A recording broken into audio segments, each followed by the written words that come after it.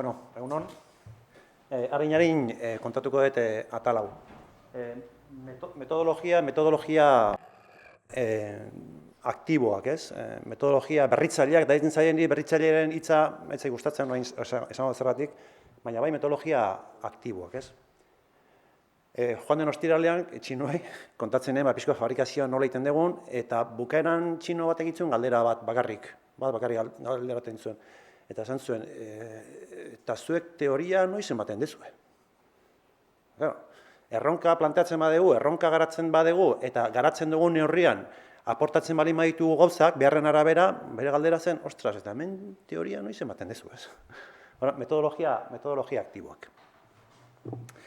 Berreskuratu nahi dut, Joxanek lehenengo ponentziaren bukaeran, ondorietan esan du esaldi bat, gustatu zait, eta esan du, la FP ha transitado de un modelo gremial a un sistema reglado por el Estado, ¿está? Bueno, gaur egungo lanbide heziketa hori da okeguna. Agian, hau da, bere onurak, bere historia ikusi dugu, agian hori bada aurretik bestea ere existitu delako, ezta? Eta horretarako, adibide bat jarri nahi dut, gauza pare bat balioan jartzeko, eta da, nire itazenak, izango zituen orain 88 urte, bere enpresa, eraikuntzako enpresa montatu zuen, momentu baten 10 langile izan zituen, eta beti kontatzen zuen, berak nola ikasi zuen ofizioa. Eta zen zuen, ez bera bakarrik, bera eta bere adineko asko, hasi ziren, herriko maisuakin, lanean, 12 urtekin, eta 3 urtez, ez zuten sosarik irabazten. Beren lansaria zen ofizioa ikastea. Osea, haiek 3-4 urtez lan egin zuten eta oso eskertuak ofizio ikaste aldera, ez? Zer ematen zuen, enfoke gremial horrek zer ematen zuen? Sakrifiziarako espiritua, eskertza, Alfredok esan duena, implikazioa, gaitasunak, hori denak han ikasten ziren. Eta neraitak ez zuen soilik ikasi paretak egiten edo telatu egiten.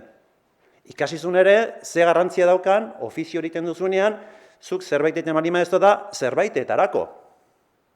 Igiltzeroak ez du bakarrik pareta egiten, igiltzeroak jakin badaki norentzat lan egiten duen, badaki norbaitentzat lan egiten duen, badaki ulertu behar du bere bezeroak zer nahi duen, zertarako nahi duen.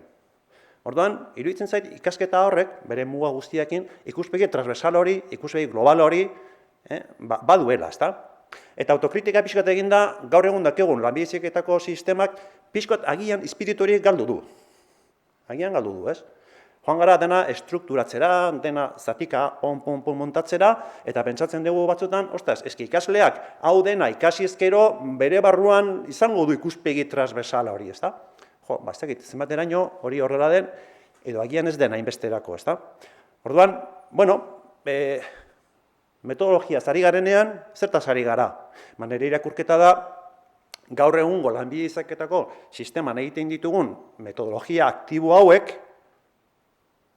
bizkoak berreskuratu nahi dute, lehen komaitatuen espiritu hori, ezta? Nola lortzen dugu ikasleak kapaz izatea, zerbaiten aurrean ikuspegi transversal hori eukitzea, implikazio hori eukitzea, eta hori nola egiten da entrenatuz. Hori ez da lortzen, bali maitugu 11 asignatura, 11 kuadro bezala izatea, ezta? Eta bukaeran gehitu, ez? Goazen planteatzera eszenario bat, non, saiatuko garen garatzen, hasieratik eta bukaereneko rekorrido bat. Orduan, gaur egun etazi hitza agertu da, etazik hezkuntza sisteman ikuspegitia 11 urte bete ditu, baina Elgoibarren halako gauzak egiten ari gara lehendik ere. Ez bakarrik egin eatzen, mekan ere halako esperientziak eta egin dira, asko urte lehenagotik. Eta hori da pixkoa balioan jarri nahi nuena. Orduan, esaten dugunean etazi, sisteman gaudeno badakigu zerren etazi, baina igual sistematik pixkoat urrundu zaudetenak, zer da etazi? Adibidez, fabrikazioaren zikloan, 2 urteko ziklo hori gu banatzutako 8 erronkatan, 8 proiektutan.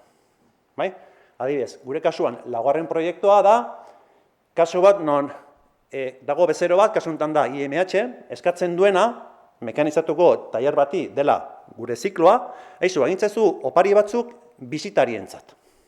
Hori da eskatzen dena. Kontua ez da ez da opariak egitea. Ez. Oparioek egin behar dira, ondo egin behar dira, plazo batzun barruan eta koste batzuk errespetatuz. Mekanikan erabiltzen diren 3 aspektu basikoak, kalidad, plazo, koste. Eta hori da erronka. Vale? Adibidez, bat. Hau izango litzake, oparioetako bat, hau da puzzle bat, 6 piezatakoa, 6 pieza bakarrik. Baina puzzlea montatzea ez da erresa. Vale? Horren, hau da planteatzen duguna. Goazen halako 50 egitera. Horren, helburua ez da 50 puzzle egitea. Goazen ikustera nola plantatzen dugun hori, hasieratik bukaeraraino, bukaeran kalitatean, plazoan eta kostetan sartuz. Bai? Eta izango litzake, metodologien inguruan hitz egiten ari garenean egiten duguna. Eta hor, esan da, Elgoibarren, bai Mekan, bai MH-en, urte askotan gabiltza lanean, eta hori da pixko balioan jarri nahiko nuen kontua. Beraz, hemen usten dizuet puzzlea, ikusten duzu montagarria da, hemen utzeko duen nahi duen antzat, opari moduan, etxera eraman eta bertan montatzeko. Venga, eskerrik asko.